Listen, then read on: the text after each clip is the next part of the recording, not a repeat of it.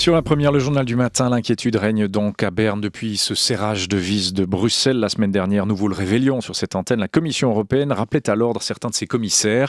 Pas question de conclure des accords, même sur un plan technique, avant que la question de la libre circulation ne soit réglée avec la Suisse.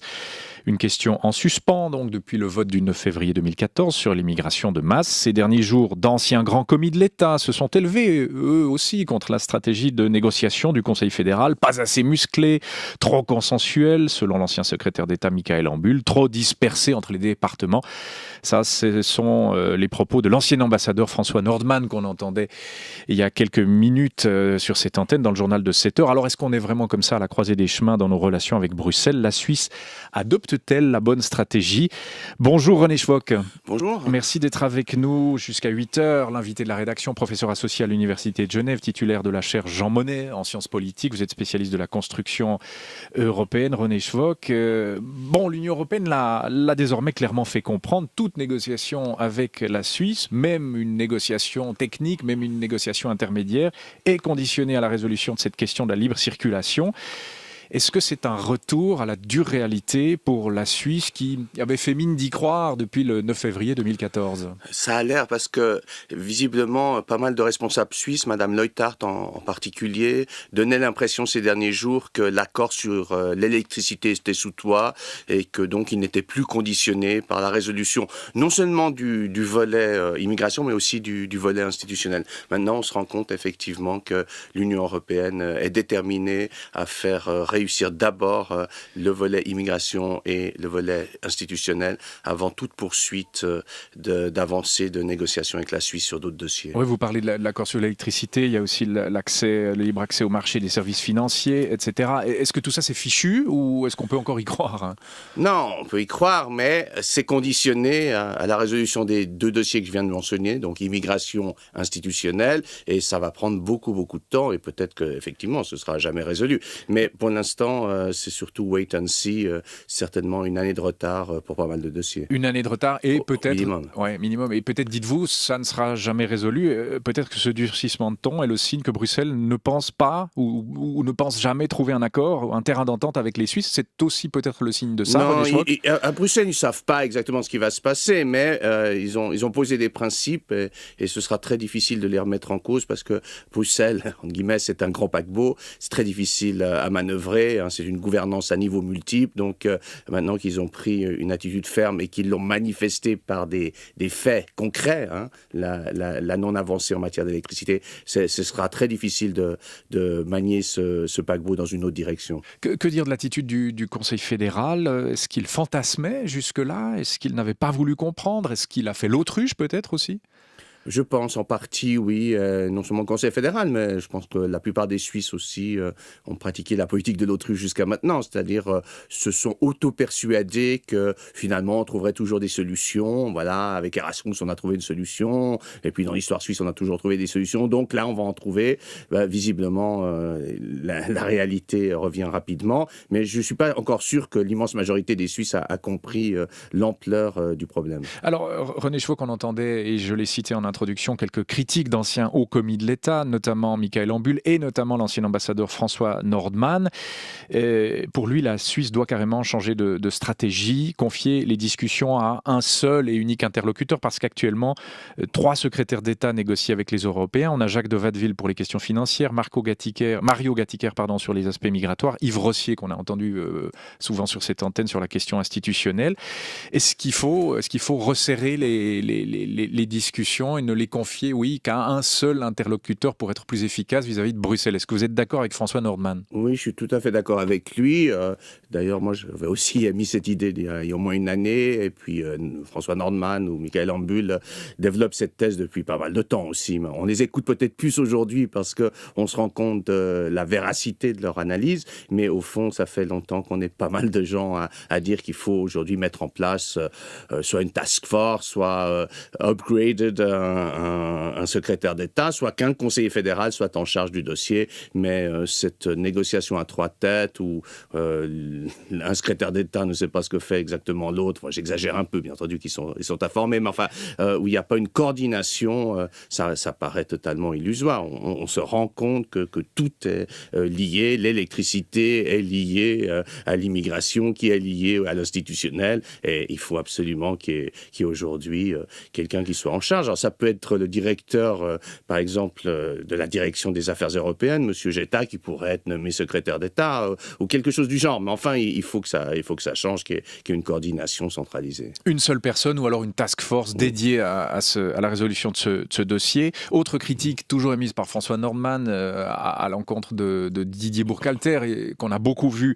faire le tour des capitales pendant 2 ans pour débloquer le dossier européen, mais ça c'était avant l'acceptation de l'initiative du 9 février 2014. Aujourd'hui, certains regrettent, et M. Nordmann le disait à mot couvert, mais enfin il le disait quand même relativement clairement, regrettent que M. Burkhalter ne soit pas plus présent à Bruxelles. Là aussi, vous partagez cet avis ?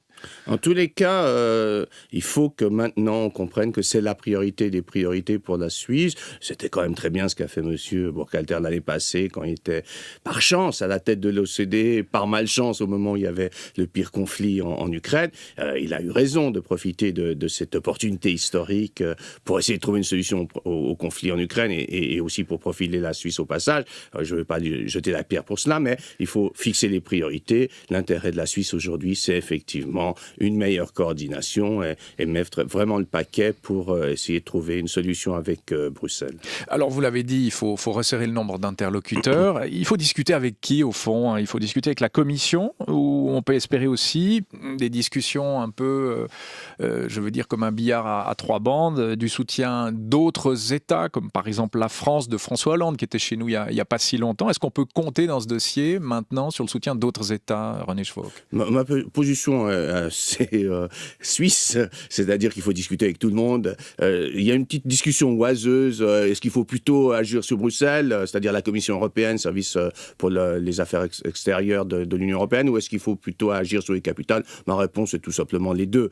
Il faut pas négliger Bruxelles parce que on se rend compte quand même de la forte autonomie des services de la Commission européenne, service européen pour l'action extérieure. Mais d'un autre côté, ça fait partie du jeu de faire pression sur les États. Évidemment, faire pression sur les États qui ont le plus d'influence, la France, l'Allemagne, et ceux aussi qui sont le plus touchés par le dossier, ils sont plus touchés que l'Estonie. Donc, évidemment, il faut agir à tous les niveaux et jouer parfois les États contre la Commission, c'est la bonne guerre, si vous voulez. Oui, c'est ce billard à 3 bandes, il faut aussi le jouer. Parce que les chefs d'État européens, souvent, quand on les rencontre lors de contacts directs, disent qu'absolument, ils veulent aider la Suisse face à Bruxelles, etc. Puis, au fond, quand il s'agit de le faire véritablement, ils changent de ton. Comment comprenez-vous cette attitude ? Je pense qu'effectivement, il faut jouer les chefs d'État ou de gouvernement parce que si on leur fait comprendre l'intérêt qu'ils ont pour la Suisse, ils vont relativiser les petits problèmes juridiques qu'on met souvent en avant. Pour un chef d'État ou de gouvernement, finalement, c'est pas si important le problème suisse, donc ils sont plus facilement enclins, à mon avis, à trouver des solutions. Donc quand vous les voyez peut-être dans une petite discussion entre quatre yeux, ils ont tendance à vous dire oui, effectivement, on va trouver une solution. Puis après, le dossier leur échappe, c'est pas un des prioritaires, il revient à des services plus subalternes qui, eux, sont plus coincés par des considérations juridiques ou par une peur de faire mal, et donc ils perdent peut-être une vision plus large qu'un chef d'État ou de gouvernement pourrait avoir.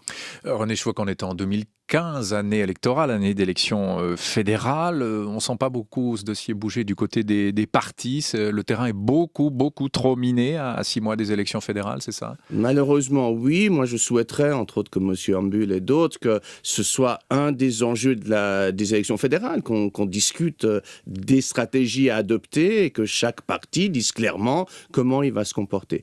Pourquoi ? Parce qu'aujourd'hui, on est au stade de l'avant-projet, de loi d'application de l'article 121A. Donc l'article 121A, c'est l'article constitutionnel qui a repris le texte de l'initiative de l'UDC qui avait été adopté l'année passée. Donc maintenant, on doit trouver une loi d'application.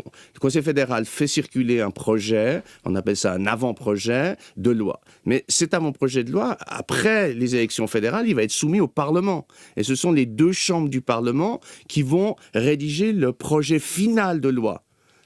Donc, il est très important que lorsqu'on va voter en octobre, on vote pour des partis qui nous disent avant très clairement, est-ce qu'ils vont adopter un projet de loi plutôt UDC compatible ou plutôt UE compatible. Et donc, personnellement, en tant que citoyen, là, je dis oui, il faut absolument que le débat européen soit un des enjeux des élections fédérales et qu'il ne soit pas occulté. Ceci dit, je suis assez pessimiste et je crois qu'il sera occulté, mais en tant que citoyen, j'aurais préféré que me tromper et que ce soit un véritable enjeu des négociations parce que c'est le Parlement issu des élections fédérales qui va rédiger le projet final de loi d'application. Oui, cet article 121A sur l'immigration de masse, est-ce qu'on peut vraiment le rendre euro-compatible, René Schwok, ou est-ce qu'il ne faudrait pas mieux dire aux Suisses dès aujourd'hui qu'il n'y arrivera pas? Ça, c'est ce que préconisait aussi Jean Russotto, qui défend les intérêts suisses à Bruxelles et qui était mardi soir sur notre antenne. Est-ce qu'il ne faudrait pas mieux leur dire la vérité aux Suisses? On n'arrivera pas à rendre ce texte, ce petit bout de texte euro-compatible?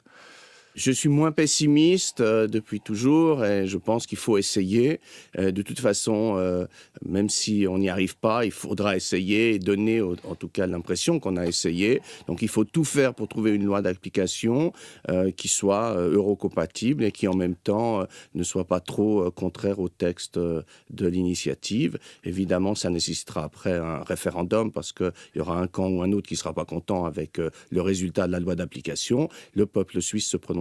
Je pense que c'est une meilleure solution parce que tout de suite revoter sur ce texte, par exemple l'initiative RASA, Raus aus der Sackgasse, qui demande de retirer l'article 121A, eh bien elle ne sera pas soumise au peuple avant au moins 2 ans, et on n'est même pas sûr qu'ils aient des signatures, et puis elle nécessitera la double majorité du peuple et des cantons, qui est extrêmement difficile à obtenir. Donc il vaudrait mieux qu'il y ait une loi d'application du Parlement qui soit eurocompatible, qu'il y ait un référendum où la majorité sera simple, donc plus facile à obtenir pour ceux qui veulent maintenir des bonnes relations avec l'Union européenne. René Schwok, la 3e édition de votre ouvrage Suisse-Union européenne, l'adhésion impossible que vous nous montrez à la caméra en ce moment, sort demain, vendredi, enrichi évidemment. Alors Suisse-Union européenne, l'adhésion impossible, il y a un point d'interrogation. Vous maintenez toujours le point d'interrogation dans votre titre? Vous ne pensez pas qu'il faille l'enlever carrément? Peut-être, effectivement, c'est mon côté optimiste. Et puis, c'est aussi ce qu'on appelle une épistémologie, c'est-à-dire que je fais partie d'un courant dans les sciences sociales qui pense qu'on ne peut pas toujours prédire l'avenir, qu'il y a toujours des parts d'incertitude. Et peut-être que même si tout concourt à penser que la Suisse ne va pas adhérer à l'Union européenne, peut-être qu'il va y avoir un changement radical de circonstances qui fait que l'adhésion ne serait pas impossible. C'est l'attitude du chercheur, ça, de mettre des points d'interrogation. Absolument.